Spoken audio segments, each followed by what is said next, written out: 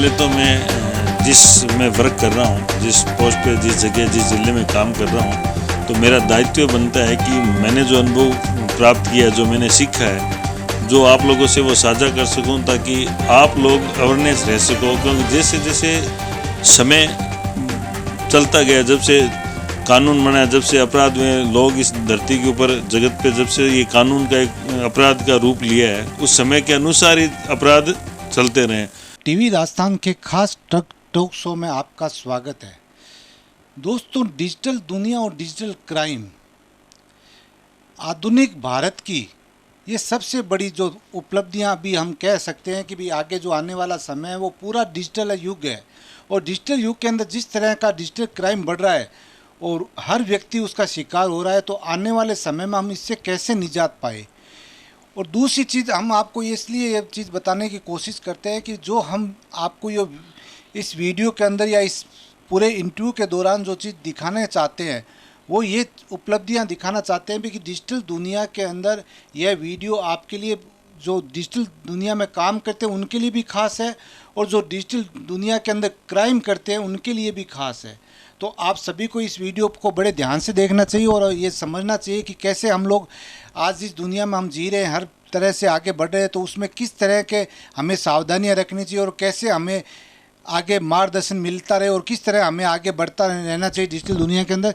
इन सब चीज़ों को जानने के लिए आज हम आपको मिलवाते हैं एक डिजिटल जो हमारे बीकानेर के हैं। और दीपक यादव का नाम सुनते ही आपके जहन में एक बात ज़रूर आएगी कि जो आज की जो मीडिया के अंदर हर एक पेज पर जब कोई भी क्राइम सोल्व होता है, उसके अंदर एक नाम आता है, दीपक यादव ने प्रमुख भूमिका निभाई।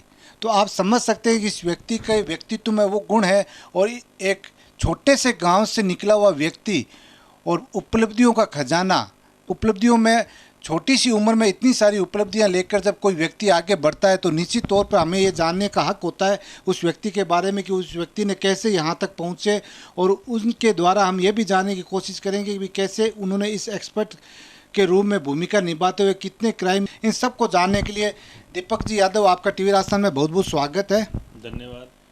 सबसे पहले दीपक जी यादव, हम आपको बारे में काफ़ी सुनते हैं, यहाँ के बीकानेर की जनता भी आपके बारे में काफ़ी, क्योंकि जब भी कोई अखबार का पन्ना पलटता है तो उसमें एक क्राइम रिपोर्ट आती है, तो उसमें आपका नाम ज़रूर जुड़ा हुआ होता है। तो हम कह सकते हैं छोटे से गांव से जब आप निकले थे और छोटी सी एक 9 साल की आपकी नौकरी हुई है अभी तक, और छोटी सी उम्र में बहुत सारी उपलब्धियाँ आपने हासिल की है, तो इन उपलब्धियों का जो खजाना है आपके पास में, ये साइबर एक्सपर्ट के रूप में आप जब यहाँ बीकानेर के अंदर काफ़ी समय से कार्य कर रहे हो, 7 सालों से, तो क्या आपको लगता है कि डिजिटल दुनिया में क्राइम का जो डिजिटल हुआ है उसमें कैसे लोगों को एहतियात बरतनी चाहिए?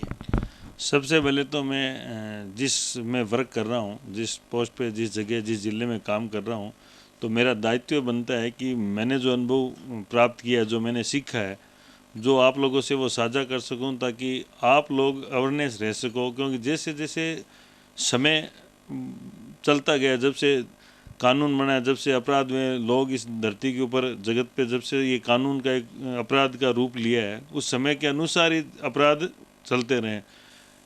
आज के जो वर्तमान में देखें, पूरी दुनिया के अंदर साइबर क्राइम या डिजिटल क्राइम जो आप बता रहे हो, वो चल रहा है, वो प्रचलन के अंदर है साइबर अपराध। पहले तो लोगों को फिजिकल अपराध होता था, लूट, मर्डर, डकैती, उसमें फिजिकल इंसान को वहाँ पे मौजूद होना उस लोकेशन पे जहाँ अपराध कर रहे हैं वहाँ पे मौजूद होना ज़रूरी था। वो चीज़ें आज भी चल रही है। उनके साथ साथ एक नया एक अपराध की एक दुनिया चल रही है, इस जो मैनुअल अपराध है उनके साथ साथ, जिसको साइबर अपराध या डिजिटल अपराध कहते हैं। साइबर अपराध वो होता है, साइबर अपराध का मतलब होता है कि हवा के थ्रू जो अपराध हो रहा है, उसके अंदर इंसान को फिजिकली जहाँ अपराध हो रहा है वहाँ पे रहना उसके लिए कोई ज़रूरी नहीं है। हवा के थ्रू जो अपराध हो रहे हैं, जिसके अंदर एक कनेक्टिविटी होती है, जिसमें वो अमेरिका के अंदर बैठा है और बीकानेर के अंदर पीड़ित है, क्राइम करने वाला अमेरिका में बैठा है और जिसके साथ क्राइम घटित हो रहा है वो बीकानेर में बैठा है, तो उसके साथ वो जो अपराध करेगा उसको साइबर अपराध करेंगे। वहाँ से बैठा आदमी बीकानेर में बैठे आदमी को फ़ोन करके कहेगा कि आपके लॉटरी निकली है, मैं आपको एक लिंक भेज रहा हूँ, मैं आपको कॉल कर रहा हूँ, आप उसकी OTP मेरे को शेयर करें, या जो मैं आपको लिंक भेज रहा हूँ उस पर आप क्लिक करें। आप जैसे उसको OTP दोगे या उस लिंक पर क्लिक करोगे तो कंप्लीट आपका फ़ोन हैक कर लेगा, आपका अकाउंट हैक कर लेगा और आपके खाते में जो रुपए हैं वो ऑनलाइन वो विड्रॉल कर देगा। तो मैं आपको एग्जांपल बता रहा हूँ, अमेरिका में एक आदमी बैठा है और एक आदमी बीकानेर में बैठा है, तो इतनी दूरी होने के बाद भी उसने अपराध कर दिया और आर्थिक रूप से उसको वो कमज़ोर कर दिया, तो उसको साइबर अपराध कहते हैं। अभी जो प्रचलन है साइबर अपराध के भी काफ़ी रूप हो गए हैं, अलग अलग ट्रेंड चलते हैं समय के साथ। जैसे लोगों के साथ साइबर अपराध होता है, फिर वो समझते हैं कि ये साइबर अपराध हमारे साथ इस टाइप का हुआ है, तो उस चीज़ को समझते हैं, तब तक वो साइबर अपराध करने वाले आगे बढ़ के उसका एक नया रूप ले लेते हैं। अब इस लोगों को उनको पता चल जाता है कि लोगों ने अब इसको समझ लिया है, तो आगे जाके उसको वो नए रूप से एक साइबर अपराध खड़ा करते हैं। फिर काफ़ी दिन तक वो ट्रेंड चलता है, काफ़ी टाइम तक साइबर अपराधी है जो हमसे आगे हैं, आम इंसान से आगे हैं। आम इंसान जब तक उनको समझता है तो वो उस चीज़ को पीछे वाली को बंद करके उसका एक नया ट्रेंड, नया रूप दे देते हैं। ये तो साइबर अपराध के बारे में। साइबर अपराध के में मोस्टली यही है कि इंसान को उस लोकेशन, उस धरातल पे मौजूद रहना आवश्यक नहीं है, हवा के थ्रू वो कहीं बैठा किसी के साथ भी वो अपराध कर सकते हैं, उसको साइबर अपराध कहते हैं। लेकिन एक चीज़ और, अभी जो आपने बताया हवा में फायर होता है, हवा में जो साइबर अपराध होता है, तो इन चीज़ों को जब हम लोग देखते हैं तो हर व्यक्ति डिजिटल दुनिया से जुड़ा हुआ है आज की डेट में। और जब डिजिटल दुनिया के अंदर जुड़ा हुआ व्यक्ति को क्या ऐसी सावधानियां रखनी चाहिए, क्योंकि अपराध तो होगा और अपराध के रूप भी आप जैसे कह रहे हो चेंज होते रहते हैं समय समय के हिसाब से, तो एक साधारण व्यक्ति को कैसे उसमें सचेत रहना चाहिए, किस तरह से वो जब उसको कैसे पता चलेगा भैया मेरे साथ ये घटना घटित होने वाली है या हो रही है। साइबर अपराध का हवा के थ्रू जो मैंने अपराध बताया, उसका मतलब ये होता है कि मोबाइल, इंटरनेट, कंप्यूटर या कोई भी ऐसी चीज़ है जो एक स्थान से दूसरे स्थान तक बैठे आदमी को कनेक्टिविटी दे दे। जैसे मोबाइल है, मोबाइल के हवा के, आप मैं यहाँ बैठा हूँ, वो दूसरा इंसान है जो बीकानेर में बैठा है, हम दोनों से बात हो रही है, तो हवा के थ्रू जो अपराध घटित हो रहा है वो साइबर अपराध है। अब आप जैसे अपने जनता को हम बताना चाहते हैं, जो मेरा अनुभव है, मैंने 9 साल की सर्विस की है और इसी फील्ड से मैंने नौकरी जॉब करने के 1.5-2 साल बाद इसी फील्ड में आ गया था। तो मुझे लगता है कि मैं जो आपको कुछ बता पाऊँ, इससे आप अवेयरनेस हो सके, सुरक्षित हो सके साइबर अपराध से, तो मेरा दायित्व बनता है कि मैं इसको आप लोगों तक पहुंचा पाऊँ। साइबर अपराध में सबसे बड़ी बात यह है कि आपको अवेयरनेस बहुत ज़रूरी है, सुरक्षा बहुत ज़रूरी है, सचेत जागरूकता रहना बहुत ज़रूरी है। साइबर अपराधी है वो बहुत शातिर है। साइबर अपराध आपको मैं बताता हूँ, 5-7-10 पैटर्न बताता हूँ। आपको कॉल आएगा कि आपके लॉटरी लगी है, सबसे पहले तो ये कॉल आएगा, हम आपको ये रुपये आपके अकाउंट में डाल रहे हैं, आपके पास हम OTP भेज रहे हैं, आप हमें OTP शेयर करें और आपके पास रुपये विड्रॉल हो जाएंगे। आप थोड़ा खुशी महसूस करते हैं, लॉटरी निकली, आप उस पर वास्तविकता नहीं जांचते लॉटरी किस चीज़ की निकली है, क्या निकली है। तो जैसे उनका कॉल आता है, आप उनके अपनी OTP शेयर करते हो, तो वो OTP आपका बैंक का अकाउंट ओपन कर लेते हैं उस OTP से और वो रुपये विड्रॉल कर लेते हैं। कई बार आपके पास कॉल आता है, समय जैसे चलता है उसके अनुसार ही वो एक प्लान बनाते हैं। पीछे कोरोना का समय आया था, तो उसको तो कोरोना की डोज के लिए कई बार कॉल करते थे कि आपके 1 डोज लगी है, 2nd डोज के लिए ये हम एक लिंक भेज रहे हैं, एक फॉर्म भेज रहे हैं, आप इसको ओपन करके भरो, आपकी ये 2nd डोज के लिए रजिस्ट्रेशन हो जाएगा। तो उस वक्त भी लोगों ने किया, तो वही लिंक क्लिक करते उसका वो मोबाइल हैक करने, अकाउंट हैक करके उसके अंदर विड्रॉल कर लेते। साइबर अपराधियों का ये रहता है, भारत में जो चीज़ चल रही है उसके अकॉर्डिंग ही वो उसका साइबर अपराध का रूप बना देते हैं। लॉटरी का झांसा वो देंगे आपको वो देंगे आपकी LIC को बोनस के लिए कि आपको इसमें LIC आपके जो चल रही है उसको हम बोनस दे देंगे एक्स्ट्रा, तो आप ये चीज़ करो। आपको वो किसी भी चीज़ के, जैसे आपने जोमेटो होम डिलीवरी मंगाई है, आपने फ्लिपकार्ट से मंगाई है, अमेजन से मंगाई, किन्हीं से मंगाई है, तो उनसे कहीं ना कहीं पूरी एक चेन होती है, जहाँ से आप ऑर्डर करते हो आपके घर डिलीवरी होती है, उस पूरी चेन में कहीं डाटा कहीं भी लीक हो जाता है। तो जैसे आपके पास कोई भी जो ऑनलाइन डिलीवरी कंपनी किसी से भी हो सकता है, तो वो आप जैसे आपके घर तक पहुंचता है सामान, तो आपके पास कॉल आता है कि आपने टीवी मंगाई थी, आपके घर पहुंच गई, हम फलाना कंपनी से बोल रहे हैं, आपको एक पैकेज निकला। तो आपको ये विश्वास हो जाएगा कंपनी को पता है कि मेरे घर टीवी पहुंच चुकी है, तो ये कंपनी से बोल रहा है, तो हम आपको एक सरप्राइज़ पैक दे रहे हैं, आपको गिफ्ट वाउचर दे रहे हैं। तो इसके लिए आप ये चीज़ है जो अपने मोबाइल के अंदर डाउनलोड करें और हमें ये इसका लिंक जो आपको भेज रहे हैं वो आप इसको क्लिक करें, सबमिट करें या OTP बताएं, तो आपको तो पूरा विश्वास होता है कि इस कंपनी ने मेरे पास भेजा थी, इस कंपनी से ही फ़ोन आया। तो आप उसकी बातों में आके फिर वो ये गलती कर देते हो, जिससे आपको आर्थिक रूप से फिर घाटा दे देता है और आपके अकाउंट से वो रुपये वापस विड्रॉल हो जाते हैं। तो जैसे जैसे ये समय के अनुसार जो चीज़ आती है उसके अकॉर्डिंग ही वो साइबर अपराधी उसका ट्रेंड बना लेते हैं और उसके अकॉर्डिंग उनसे वो ठगी करते हैं। कहने का मतलब आपके ये जो भी चीज़ें होती है वो एक लालच के बेस पे ही होती है, आपको लालच दिया जाता है और आप लालच में के झांसे में आते हैं और आपके साथ घटना घटित होती है। मोस्टली साइबर अपराध मतलब इकोनॉमिक अपराध है। साइबर का मतलब है कि इंसान को आर्थिक रूप से कमज़ोर कर देना। और लालच, आज भारत है, आम इंसान हर चीज़ के अंदर वो इतने ट्रेंड होते हैं कि वो लालच में ही उसका शिकार होते हैं। काफ़ी बीकानेर पुलिस ने, जैसे मैं अपने अनुभव से बता रहा हूँ कि हमने काफ़ी केस सोल्व किए हैं जिसके अंदर मोस्टली एक महिला को 55 लाख का फ्रॉड हुआ था, जिसमें नाइजीरियन की गैंग थी। उन्होंने, एक महिला ने शादी.com के ऊपर एक सर्च किया एक लड़के की प्रोफाइल, तो उसकी बातों में आ गई थी। वो धीरे धीरे करते उससे वो 55 लाख की उसने ठगी की। तो ठगी करके बाद में उसको ट्रेस किया तो वो एक बड़ी चीज़ थी कि जिसके अंदर जरिए फ़ोन, जरिए मेल, जिसमें अपन फिजिकली पहचान भी नहीं कर पाया कि अपन किससे बात कर रहे हैं, कौन बात कर रहा है। उसके बातों में आके, लालच में आके, लालच का भी हर अलग अलग रूप होता है। किसी को रुपए एक्स्ट्रा करने का लालच है, कोई लॉटरी का लालच है, या किसी को किसी चीज़ का, एक दूर बैठे आदमी जो लालच दे रहा है, उस लालच में अपन पता नहीं चल पाता है, वो अपन फ़ायदा देखते हुए उसके बातों में आ जाते हैं, जिससे ठगी होती है। ऐसे बीकानेर में हमने कई केस सोल्व किए हैं जिसमें ये LIC का, जब आपके कोई LIC चल रही है, आपकी LIC का वो कंप्लीट होने वाली है, तभी आपके पास कॉल आता है कि आपकी LIC कंप्लीट हो रही है, आपको 5 लाख मिलेंगे। आप एक काम करो, ये 5 लाख के 10 लाख रुपए आपको मिल सकते हैं। आप ये कुछ चीज़ें जो इसके अंदर, ये आप इसको हमारे कहने के अनुसार सबमिट करो। तो बातों में आ जाता है कि आपको ये 2 साल के अंदर भरनी है। तो आप सोचते हो 10 साल के अंदर वेट किया, 5 लाख मिल रहे हैं, 2 साल और एक्स्ट्रा भरनी है तो 10 लाख रुपए मिल जाएंगे। उनकी बातों में आ जाते हैं, वो सारे रुपए आपसे एक्स्ट्रा करवाते रहते हैं। एक टाइम ऐसा आता है वो भी आपसे विड्रॉल हो जाता है, एक्स्ट्रा जो आप रुपए दे रहे हो वो भी उनके पास चला जाता है। तो इसके अंदर लालच करना ही सबसे, साइबर अपराध में आदि इंसान तभी उसका शिकार होता है तब उसके मन में लालच आ जाता है। लेकिन एक चीज़ और है इसके अंदर, कभी लालच एक जगह हुआ, लेकिन उसके जैसे आपने कहा भाई लड़की के शादी के ऊपर भी वो आ गए, भी जिसको शादी के लिए लड़की की ज़रूरत है तो उसके लिए भी वो क्राइम हो गया। तो जब हर व्यक्ति डिजिटल दुनिया से जुड़ा है, हर तरह का लेन देन डिजिटल हो गया है पूरी तरह से, हर व्यक्ति ट्रांजैक्शन भी डिजिटल कर दिया है, तो इसके पीछे भी फिर अगर व्यक्ति सोचता रहेगा कभी नहीं मेरे को इन चीज़ों से बचना है, बचना है, बचना है, तो इसके रूप अलग अलग हो गए आपने जैसे बताया। तो कैसे वो बचे, क्या ऐसी सुरक्षाएं वो अपने जीवन में रखे ताकि उससे अपराधों से वो निजात मिल सके, या अपराध अपने साथ घटना घटित होने से पहले उसको ये कोई जानकारी मिल जाए कि भाई हमारे साथ फ्रॉड होने वाला है। देखो, इसमें मोस्टली सबसे ज़्यादा ये चीज़ है कि आप जरिए फ़ोन पे पूरा उसको, उसकी प्रामाणिकता जांचें कि मेरे को अगर कोई 1 रुपये का भी फ़ायदा दे रहा है फ़ोन के ज़रिए, कोई संस्था मुझे चला के फ़ोन कर रही है और मुझे कह रही है कि आपका अकाउंट ब्लॉक हो गया है, आपकी हमें वापस आपका जो चेक बुक आपको देनी है, आपका ब्लॉक अकाउंट के बारे में, ATM ब्लॉक हो गया है, या आपकी लॉटरी निकली है, या आपके जो भी, आप ये सोचना आपके फ़ायदे की बात अगर हो रही है और चला के आपके पास कॉल आ रहा है तो उसको एकदम बारीकी से आप जांच पड़ताल करना।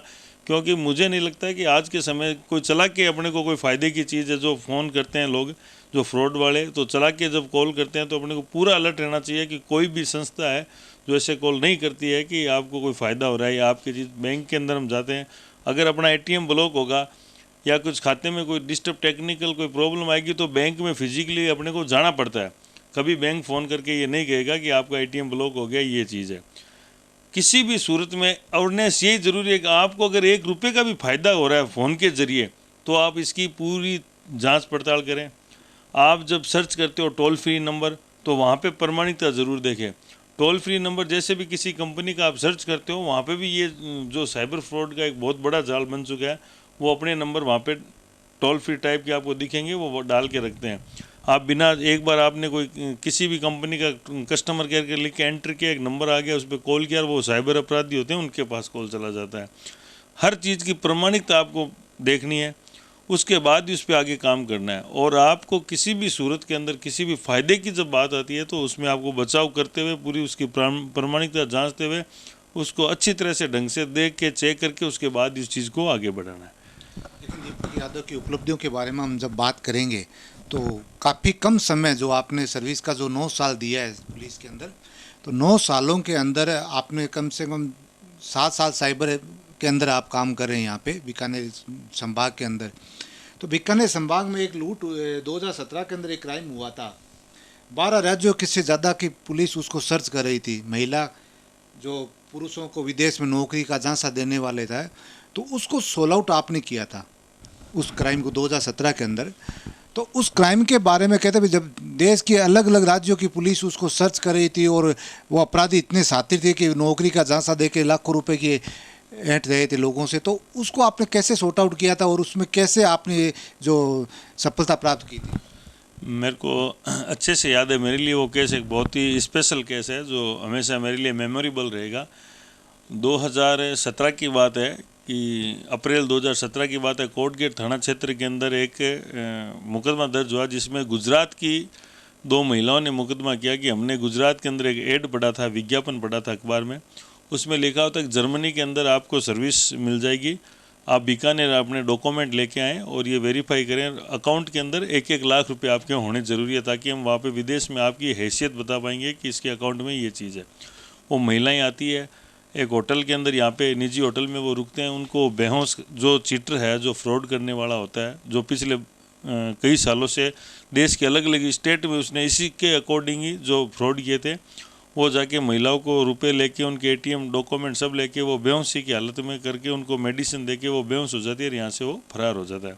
केस दर्ज हुआ था तो हमने वो पूरी जांच पड़ताल की, एड देखा, उसको हर तरह से हमने उसका एनालिसिस किया, ट्रेस किया, टेक्निकल किया, सब पता किया। तो हमें उसके एक हिस्ट्री निकल के आई कि ये बड़ा शातिर है। पिछले 5-7 सालों से ये देश के अलग अलग स्टेट के अंदर लोगों से इन्होंने फ्रॉड किया। हमने काफ़ी पीड़ितों से संपर्क किया तो सब ने ये बताया कि हमारे साथ भी सेम पैटर्न के अकॉर्डिंग इसने ये हमारे साथ अपराध किया। तो कम से कम मेरे को व्यक्तिगत 3 महीने लगे थे। उसमें पूरी टीम थी लेकिन मैंने उस पर व्यक्तिगत भी बहुत ज़्यादा मेहनत की थी।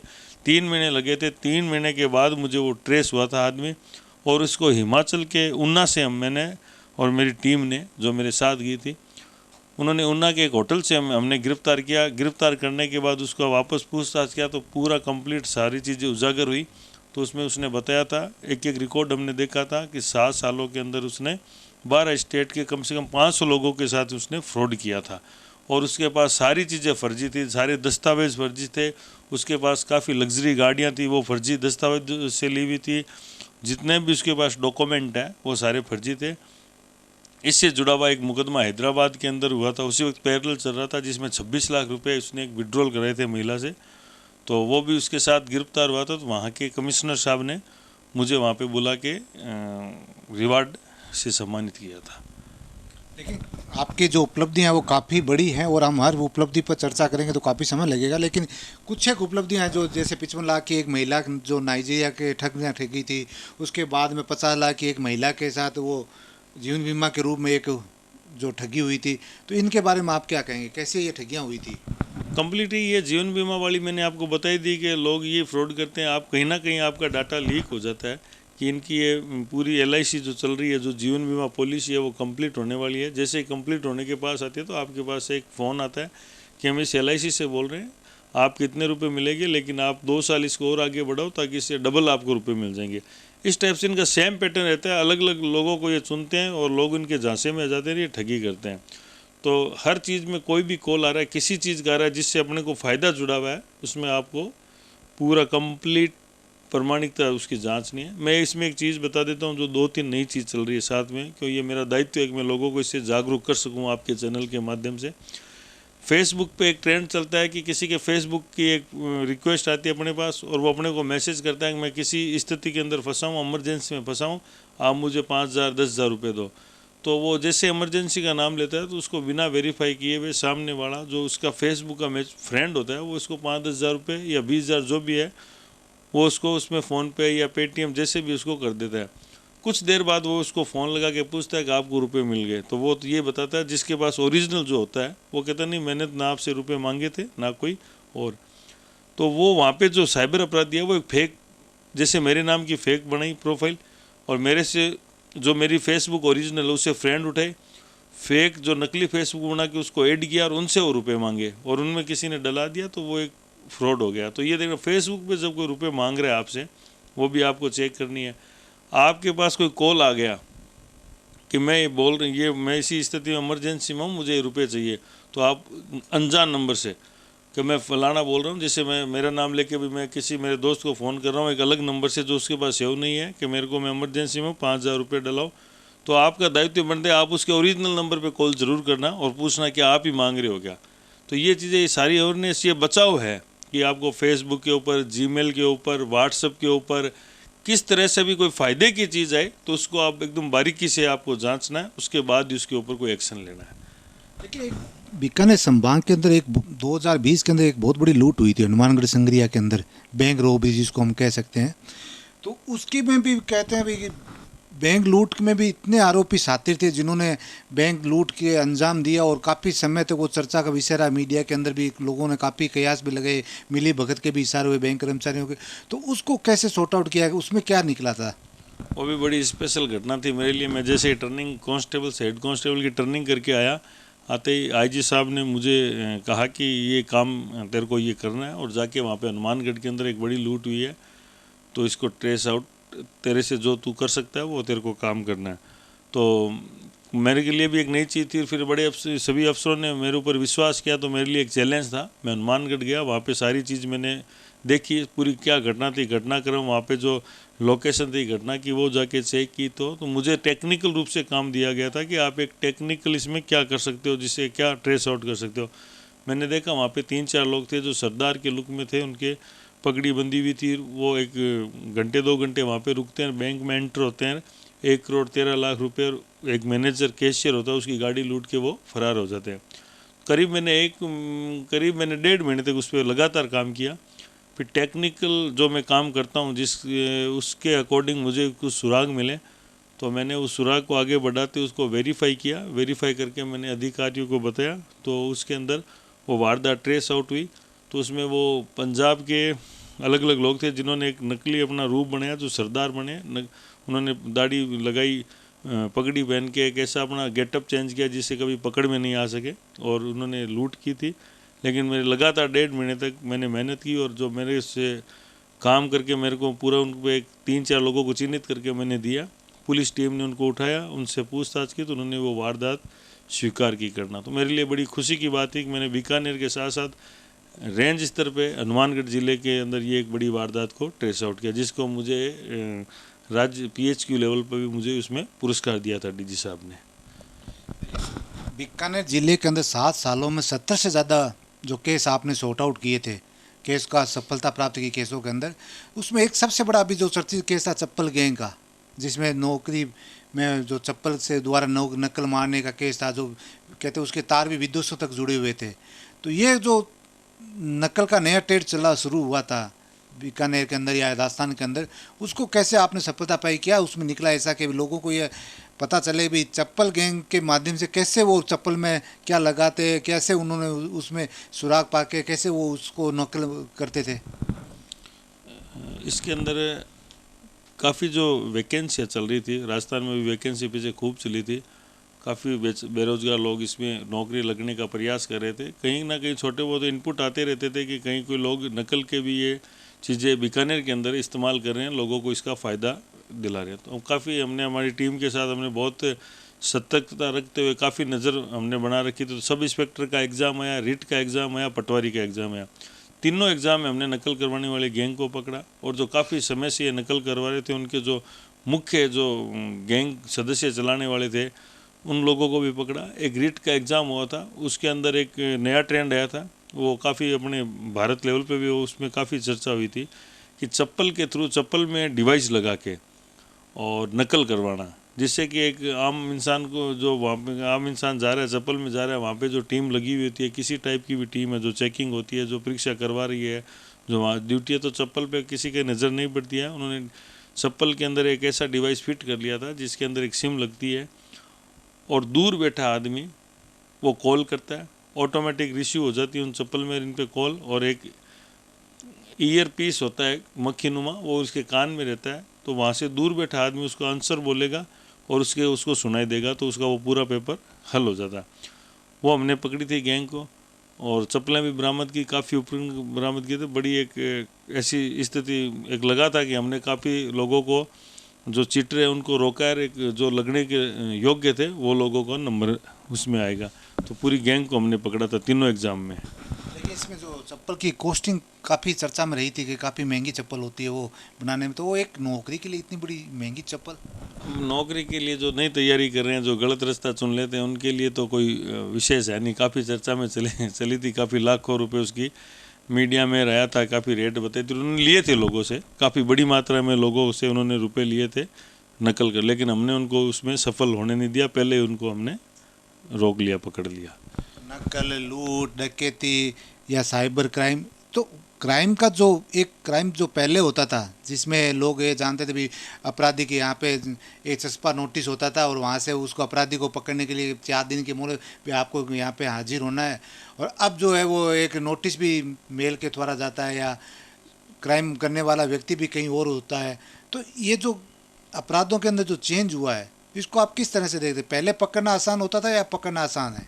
2 मिनट, 2 मिनट। जिस तरह आपने बताया भी अपराधों का जो रूप चेंज हुआ है, तो जो पहले अपराध होते थे जब डिजिटल दुनिया नहीं थी और अब जो अपराध हो रहे हैं डिजिटल दुनिया के अंदर, तो उसमें क्या बड़ा अंतर मानते हैं आप?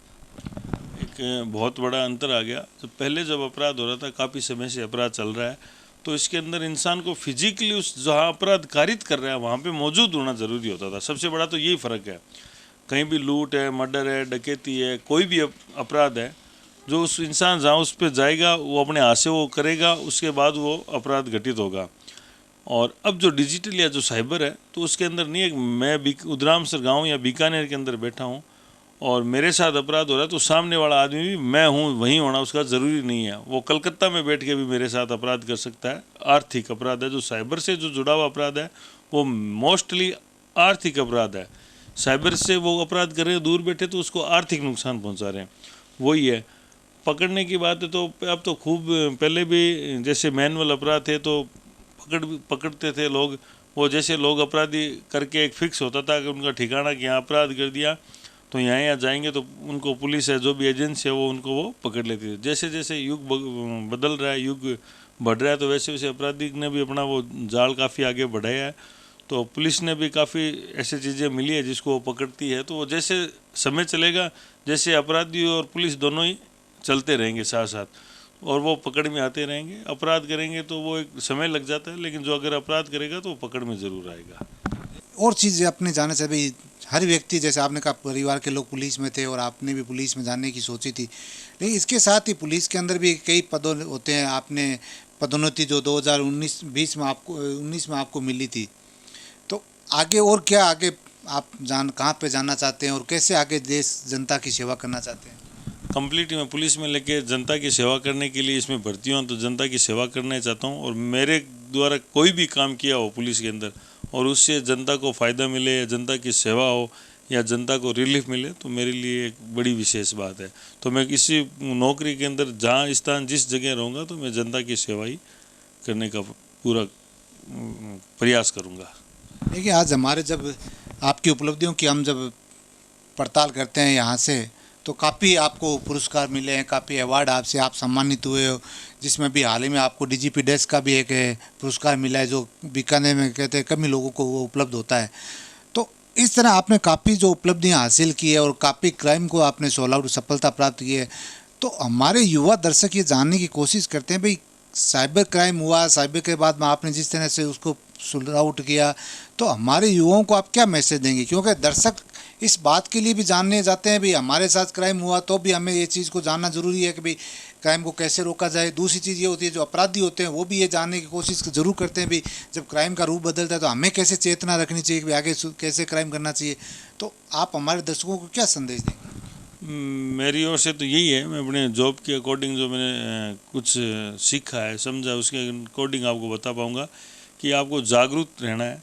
मैंने कई पहले भी 5-10 बार ये बात बोली है। एक तो आप ये देखना कि आपको जो फ़ोन के माध्यम से, मेल के माध्यम से, कंप्यूटर के माध्यम से, या जो भी ऐसी चीज़ है जो एक इंटरनेट फ़ोन से जुड़ी हो, आपको कोई फ़ायदे की बात होती है, वहाँ पे आप अच्छी तरह से उस चीज़ को जांच कर लेना। किसी चीज़ के बाद में झांसे में मत आना, कोई लालच में मत आना, अनजान आदमी से कनेक्टिविटी नहीं करना। जरिए फेसबुक या व्हाट्सएप, जिसको अपन जानते नहीं है कौन है, उसकी इमेज नहीं जानते कौन है, कोई उससे ऐड हो जाता है। एक नया ट्रेंड चल रहा है जिससे आप फेसबुक या व्हाट्सएप पे आपके पास बात होती है, नंबर आते हैं, और जैसे आप वीडियो कॉल के लिए आपके पास रिक्वेस्ट आती है, आप वीडियो कॉल करते हो तो आपकी एक वो 5 सेकंड 7 सेकंड की एक स्क्रीन रिकॉर्ड करके एक आपकी वीडियो बना लेते हैं। फिर आपको वापस ब्लैकमेल किया जाता है, तो सामने वाला भी उस किस स्थिति में होता है और आपकी वीडियो बना लेते हैं, तो आपको न्यूड, सामने वाला जो न्यूड एक इमेज होती है आपको उसमें ऐड कर देते हैं, तो आप काफ़ी ब्लैकमेल करते हैं। तो ये ध्यान रखना, किसी भी झांसे में मत आना, किसी अनजान आदमी से ऐड मत होना, और किसी भी चीज़ का जो फ़ायदे की बात हो तो उसको आप अच्छी तरह से जांच पड़ताल कर लेना। कोई भी चीज़ सर्च करो नेट पे तो उसकी जांच पड़ताल कर लेना। किसी टाइप का आपको झांसे में नहीं आना। बचाव ही सबसे बड़ा उपाय है, सतर्कता उसका उपाय है कि आप पूरी सतर्कता रखो तो आप साइबर ठगी से बच सकते हो। ये एक युवा है आप, काफ़ी कम उम्र है आपकी, वो 24 घंटे पुलिस की नौकरी है तो 24/7 आवर्स चलती रहती है। तो इसमें कैसे परिवार के लिए समय निकलता है? कहीं आपको घर से भी शिकायत मिलती है कि हमको समय नहीं दे पाते हैं? ये तो पुलिस के अंदर काफ़ी पहले से चली आ रही है, आगे भी चलती रहेगी, लेकिन काम है, काम के अंदर वो जॉब है जो करनी है, तो उसमें अगर खुशी से करते हैं तो घर वाले सभी सपोर्ट ही करते हैं, सब समझते हैं। तो प्रयास तो हम करते हैं जितना बेस्ट हो उसके दे सकते हैं, और घर वाले उसमें सपोर्ट करते हैं। कई स्थितियाँ ऐसी आ जाती है जो थोड़ा सा परेशानी की महसूस होती है, लेकिन वो धीरे धीरे वो उसके समझ जाते हैं कि ये इस टाइप से नौकरी कर रहा है या इस टाइप से नौकरी चल रही है, तो वो उनको सपोर्ट करने लग जाते हैं। कहीं बीवी को बोला आज होटल में खाना खाने जाएंगे, कहीं आपको जाना पड़ गया कहीं बाहर रेड मारने, तो कभी ऐसा सामना होता है आमने सामने के वहाँ पे एक और क्राइम आपने कर दिया? ये चीज़ तो चलती रहती है पुलिस में, निरंतर है, आगे भी कई बार ऐसी स्थितियाँ होती है कि कुछ सोच रहे हैं लेकिन अचानक होती है, लेकिन फिर वो उसमें डिसीजन वो लेना है हम किसके लिए भर्ती हुए हैं, जनता की सेवा के लिए भर्ती है, तो उनके लिए जो काम है वो प्राथमिकता देनी पड़ती है, और घर वाला काम वो उस वक्त के लिए छोड़ना पड़ता है। कहते हैं पुलिस वाले बहुत हार्ड वाले होते हैं, उनके पास दिल की कमी होती है, तो कहीं ये दिल की कमी कहीं परिवार में रिश्तों में कहीं कमी आती है उसके लिए? नहीं, ऐसी तो कोई बात नहीं है। जो जॉब है थोड़ी सी हार्ड जॉब है, तो हार्ड होता है तो वो धीरे धीरे जिस जॉब में रहता है तो उसका वो बिहेव या उसकी सोच, हाँ वैसे वो, तो उसके कारण से क्या है, लोग डरते हैं थोड़े पास आने से, झिझकते हैं, तो कहीं बच्चे हैं या घर वाले बीवी वगैरह है वो झिझकते हैं, कभी गुस्से में होते हैं तो? नहीं वो वैसी बात तो नहीं है, लेकिन वो कई बार धीरे धीरे जिस पूरे दिन जिसकी जो जॉब करते हैं, जिस लाइन में जुड़े रहते हैं, तो उसका वो बिहेव है जो मेंटली फिजिकली या सोचने का, तो उसके अकॉर्डिंग हो जाता है। तो एक नॉर्मल इंसान को वो थोड़ा अनकंफर्टेबल लगता होगा, लेकिन ऐसी कोई बात नहीं है। काफ़ी अच्छे सॉफ्ट ही होते हैं अगर करीब जाते हैं तब, लेकिन दूर से ऐसा लगता होगा। देखिए एक चीज़ और है क्या भाई, दिन भर आप साइबर के अंदर क्राइम के अंदर रहते हैं, हर चीज़ में आपको ये लगता है इसमें भी इन्वेस्टिगेशन है, इसमें भी जांच ज़रूरी है, इसमें भी जांच ज़रूरी है, तो ये जांच के अंदर कहीं आपके दिमाग में हर चीज़ की जांच यही रहता है, या कुछ नींद वगैरह रिलैक्स में रहते हैं कभी?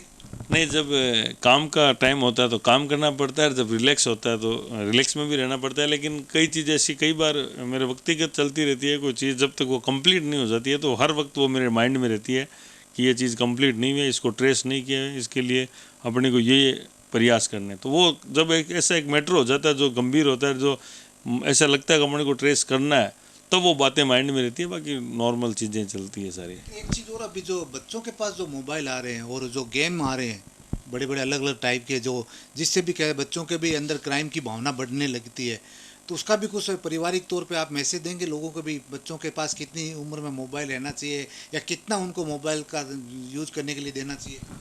इसमें अच्छी बात यह है कि आप उसको मोबाइल से बच्चों को दूर रख सको, तो इसका तो वो कोई कंपेयर ही नहीं हो सकता।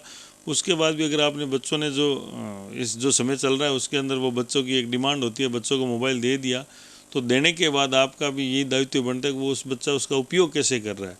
तो वो भी आपका, उस गार्जियन का या घर में फैमिली में बड़ों का, सबका ये बनता है कि उसका क्या उपयोग कर रहा है, तो वो चेक लगातार कंटिन्यू होना चाहिए।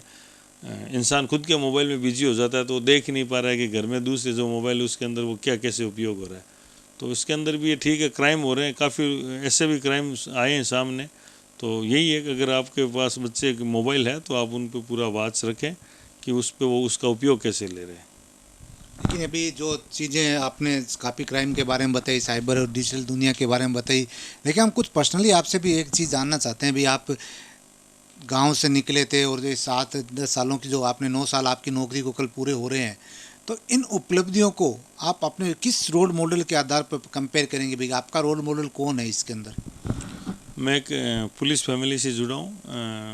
मेरे दादाजी, ताऊजी, फादर, मेरे फैमिली में और भी चाचा जो सब पुलिस के अंदर, मेरे गांव में काफ़ी लार्ज लेवल पे पुलिस के अंदर लगे हैं। तो मेरे अंदर वो पुलिस का था ही, मैंने बचपन से देखा था। फिर मैंने मेरे ताऊजी को मैं इसका रोल मॉडल मानता हूँ, मेरे फादर को मानता हूँ, सबको, कि वो उन्होंने एक अच्छा काम किया था, जनता की सेवा की थी। तो मैंने भी उनके प्रयास करता हूँ, उन्होंने जैसे जनता की सेवा की तो मैं प्रयास करूँगा उनकी तरह मैं भी लोगों की सेवा कर पाऊँ।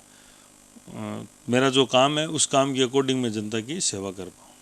देखिए, जिस तरह आपने नौकरियों के अंदर नकल को पकड़ा, हर एग्ज़ाम के अंदर एक नकल सबसे प्रमुखता से लिया जाता है, नेट बंदी हो जाती है सब जगह, फिर भी नकल के हथियार नए नए सामने आ जाते हैं बाजार में। तो हमारे युवाओं को आप एक क्या संदेश देंगे, क्योंकि जब आपको आगे बढ़ना होता है तो उस ईमानदारी के पथ पर या उस कर्तव्य पथ पर भी आप आगे बढ़ सकते हैं, न कि दूसरे रास्तों से। तो रास्ते जो दूसरे युवा चुनते हैं, जो क्राइम के रास्ते होते हैं, उनको आप क्या मैसेज देंगे? अगर अनलीगल रास्ता चुनते हो तो उसमें कभी फ़ायदा होता नहीं है, शॉर्ट टाइम के लिए फ़ायदा हो जाता है, वो आप उसमें पकड़े जाते हो। तो अगर आगे बढ़ेगा तो वो इंसान तो जो एकदम सच के रास्ते पे पथ पे चलेगा वही आगे बढ़ पाएगा। और जो उनकी छोटी दुनिया होती है, जो एक अनलीगल रूप या एक ऐसा रास्ता चुन लेते हैं जिनको जल्दी फ़ायदा दिखता है, तो उनकी बहुत छोटी दुनिया होती है, वो पकड़े जाते हैं जल्दी। और जो मेहनत से, जो लगन से करते हैं तो उनके लिए तो काफ़ी अच्छा रहता है। वो पथ तो उनके लिए थोड़ा हार्ड होता है, लेकिन वो जीवन भर उनके साथ चलता है। और ये जो अनलीगल करेगा वो शॉर्ट टाइम के लिए। जी हाँ, अनलीगल शॉर्ट टाइम के अंदर अगर आप अपने आप को सक्सेस बनाना चाहते हैं और सक्सेस व्यक्ति की श्रेणी में लाना चाहते हैं, तो आप अनलीगल तरीक़ों से जब आप आगे बढ़ेंगे तो निश्चित तौर पर वो क्राइम की श्रेणी में आएगा। और दूसरा चीज़ ये भी दीपक यादव ने बताया कि अगर आप लालच करेंगे जीवन में अपने, तो भी आप उस क्राइम की चपेट में आएंगे, जहाँ से आपके लिए काफ़ी नुकसान हो सकता है आपको। तो बहुत सारी चीज़ें जो हमारे एक्सपर्ट, जो साइबर एक्सपर्ट है दीपक यादव ने आपके वो बताई है, और आपको इन चीज़ों पे बहुत अमल करना चाहिए। और हर चीज़ में आपको डिजिटल दुनिया के अंदर जब आप अपने आप को डालते हैं या जीवन यापन करते हैं, तो आपको ये सोच समझ के अपने साथ अपने जो डिजिटल दुनिया है उसको फॉलो करना चाहिए कि आप उनको परिचित हैं या नहीं है, आप ऐसे ही किसी के साथ लालच में तो नहीं आ रहे हैं, या कहीं आपके साथ कुछ फ्रॉड तो या गलत तो नहीं हो रहा है। क्योंकि मारवाड़ी में कहावत है, जिम्या बात चढ़ू होवे। तो क्राइम होने के बाद में आप क्राइम के लिए घूमते रहेंगे तो फिर आपको उसकी सफलता बाद में मिलेगी, लेकिन आपके साथ क्राइम पहले होता है।